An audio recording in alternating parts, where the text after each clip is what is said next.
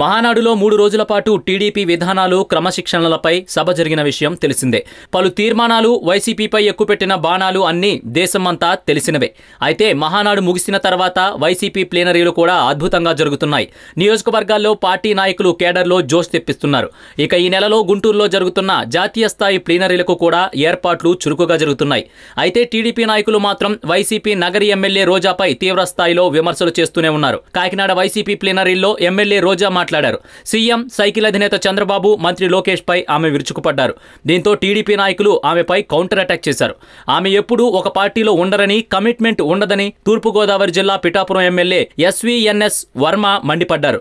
రోజాని ఆయన తీవ్ర స్థాయిలో విమర్శించారు. ప్యాకేజ్ కోసం పార్టీలు మారుతారు అంటూ విరుచుకుపడ్డారు. దీనిపై వైసీపీ కూడా స్ట్రాంగ్ కౌంటర్ ఇచ్చింది. ఎమ్మెల్యే రోజాని కావాలని చంద్రబాబు ఓడించేవారని, ఇది అందరికీ తెలిసిందే అని, వెన్నుపోటు పార్టీలో ఉంటే తమ జీవితాలు కూడా అలాగే ఉంటాయని రోజా పార్టీ వీడి బయటకు వచ్చారు అని వైసీపీ నేతలు తిరిగి వర్మకు స్ట్రాంగ్ కౌంటర్ ఇచ్చారు.